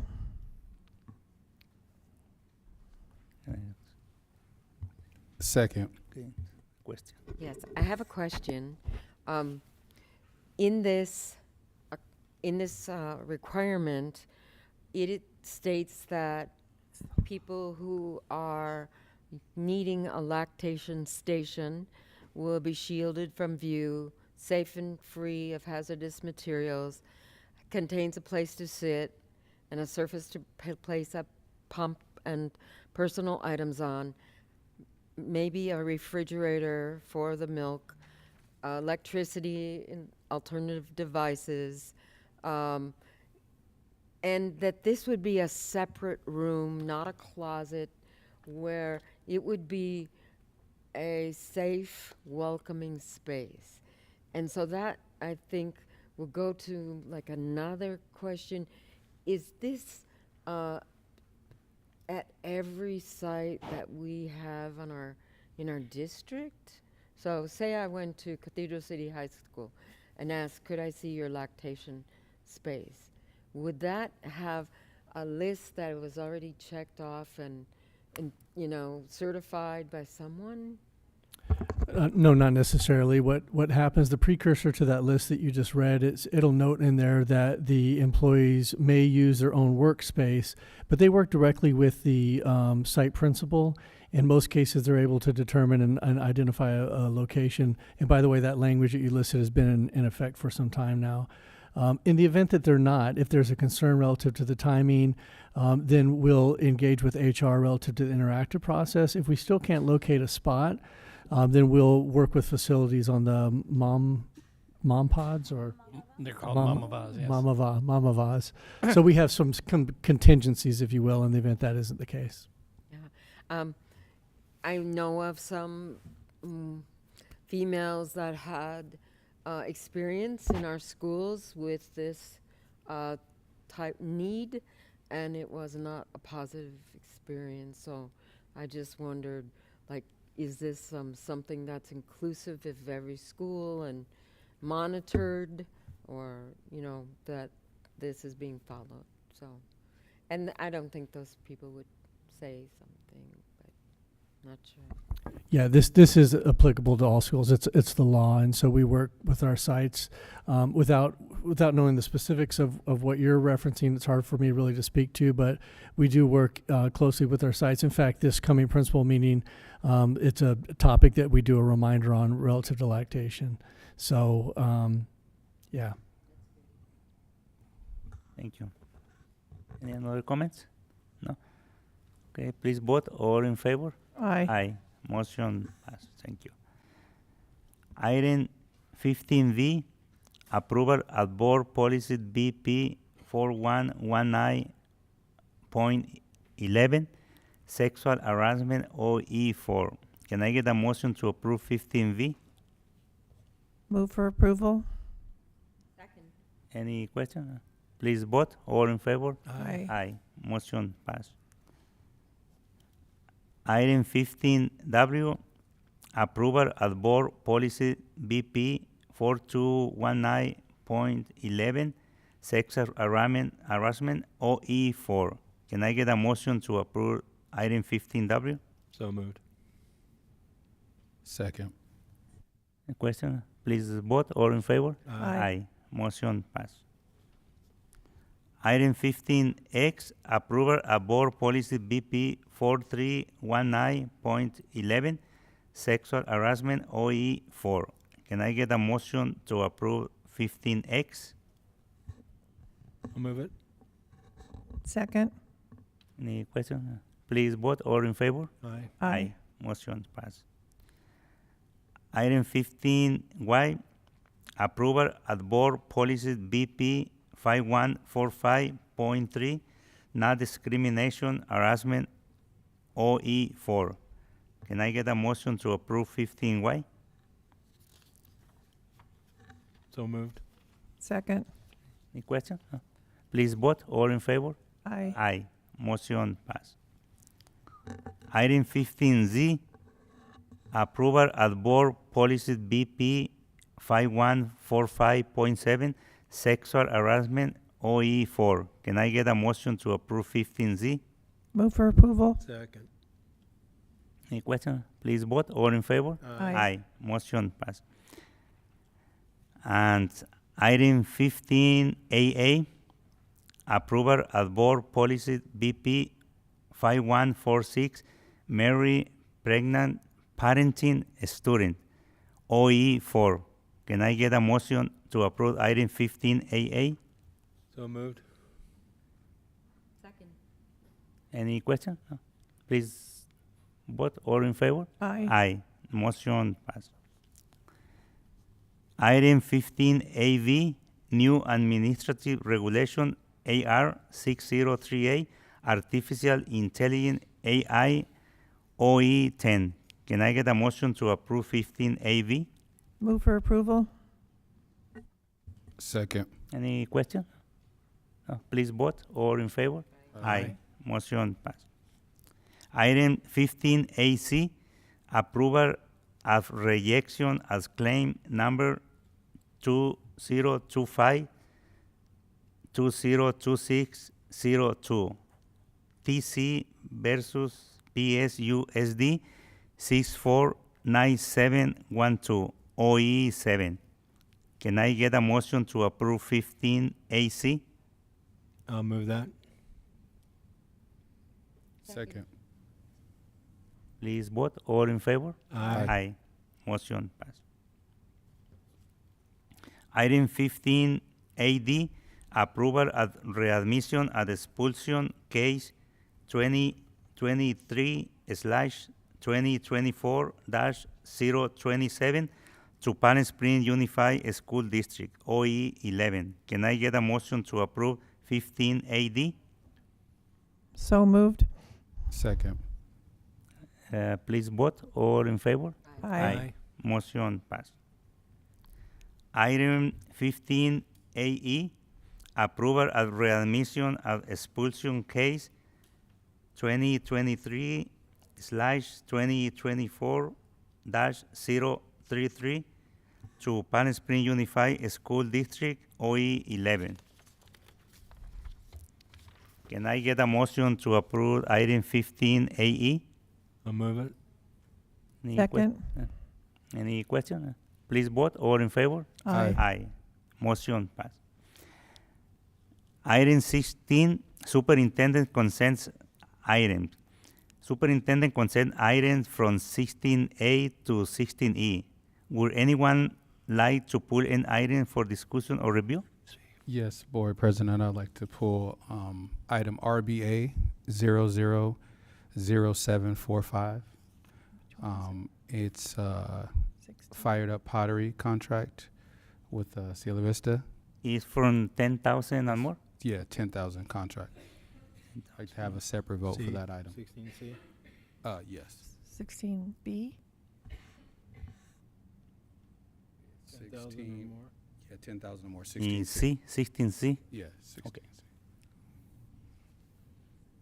Separate vote, yeah. We will vote for item 16A, 16B, 16D, and 16E. Correct?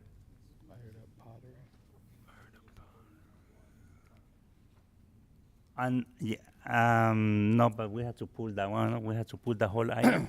Yeah, we You're not pulling the entire 16C though. Yes, we You're are. just pulling the one. Yeah, but Pulling one the item It's from It's 16C. a one item. One item from Yep. 16C. No, 16C is an item. yeah, Okay. yeah, and I think All then, we can't pay any of the rest of them. Right, I know. Well, let's see what Charlie has questions on. Well, I don't. I just want to abstain from voting on one of the- abstain from voting Yeah, for one of the for contracts. one contract, huh? One Correct. He just he wanted just to gonna abstain from abstain. that one. He's got to Fire- abstain from all of 16C. Yeah, because Can't break it out. 16C covers the whole contract. Okay. If Charlie vote for 16C, he's voting for the whole contract. That is my understanding. Yeah. No worries. Okay. Yeah, we'll vote for Point of clarification, what exactly are we doing? We are pulling the entire C for 16C. separate vote. For separate vote. Exactly right. separate vote. We vote and in this case will be 4-1, but we are passing the So you so Voting for everything but C. Okay, yeah. got it. yes. Yeah, we're voting for item 16A, 16B, 16D, and 16E. Right. Can I get a motion? Thank you. Move for approval. Second. Okay, please vote. All in favor? Aye. Aye. Okay. Then we move to item, we voting separate for item 16C, approval of the agreement, $10,000 or more and other contract OE 6.2. Can I get a motion to approve item 16C? I'll move that. Second. Which Any It's fired up. any discussion? Pottery. It's RBA It doesn't matter. 000745. Okay. It's fired up pottery. Page number 23. Okay, thank you. Mhm. Okay. Any discussion? Charlie? No. Okay. Ready to vote? Please vote. All in favor? Aye. And Aye. I'll abstain. abstain. 4 in favor and 1 abstain. I do have a question. on something like this where it's the approval of of all of the agreements all in one, can you pull out one and just vote on that one? You want me to answer that, or? Maybe during the agenda planning? Because I'm the one who discussed it with the attorney, but it's okay. You want? Okay. So I was asked to discuss this with the attorney from DWK, and yeah, you are allowed to pull just the one contract from there, because what he basically just did right now was abstain from the entire, every single contract under 16C, whereas he was only wanting to really abstain from the one contract. So you can pull the separate item according to the attorney, and that's been my experience in the past too with other boards and stuff. So, you could do either one. You're allowed to pull the entire thing, but the attorney, if you just wanted to abstain from the one item, then you can pull just the one What is item. the language that a board member would use to just pull out one of these? Could you find out what that language is and maybe supply us with an example? Yes, that was also discussed, and he did it correctly. He wanted to pull RBA 000745 from the report of 10,000K and vote on it separately. But then he ended up abstaining from everything instead of just that one item. If you end up pulling, well, yes, because we pulled the entire thing, he abstained from all of 16C, correct. So how do you just pull one or two items? And You just do what he said. You pull that one item and you vote on the fired up pottery contract separately. And but if he abstained for Well, never done it that way. for one part of the item, but we have no quorum to approve the item. What is the consequence? And that's okay. I mean, just in case you didn't, though, that would be like Karen said earlier. Because he's not voting no, he's abstaining. Is for his personal. Correct. But if by some chance 3 of you disagreed with that particular one and you took out the entire 16C, now 3 of you voted no or abstained on all of 16C, and to Karen's point, we would not be able to pay those contractors until they were actually voted upon. So, you said that there was a way to pull that, and the wording that I have here is what's used. Is there any way that you can get maybe something in writing for the other board members, so they can have something in writing to say, hey, for example, if this situation happens again, this is the exact wording of how you should word it and say it Because in the meeting? I can have the same example when we vote for approval employees, and we had a list. In that list, we have one member of the family. Can we pull just the name of that person and then vote yes for the rest, or abstain to vote for? No, I think in that situation, because you're not doing a full like superintendent's consent item, in that situation you would just abstain for that particular one. Abstain for the whole. Yeah. Okay. So if you can get us some language and have the attorney cite the law, 'cause Okay. I've never heard that. Okay. Will do.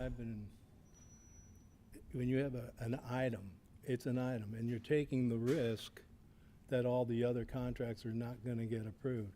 But when an item's pulled, item C, it's everything in there. Okay, we'll get you the language. Again, I was asked to check into it, and that's my understanding from what the attorney said, but I didn't get anything in writing, so I will do that, just to make sure that we're all on the same page. We've never done it like that. Okay. We'll make sure that we bring some clarification to that question. For sure. Not a For problem. sure. Sorry for the interruption. No, thank Thank you. you. Thank you for. And item 17 is information. We don't have any information. And item 18, suggestion for future agenda. Do we have any board member have suggestion for future agendas? No. Item 19, regular setting at the next board meeting. Our regular board meeting will be here September 9, 2025 at 6 p.m. Item 20, debrief. Any debrief? No. Item 21, adjournment. Can I get a motion to adjourn the meeting? Move. Second. Please vote. All in favor? Aye. Aye. Motion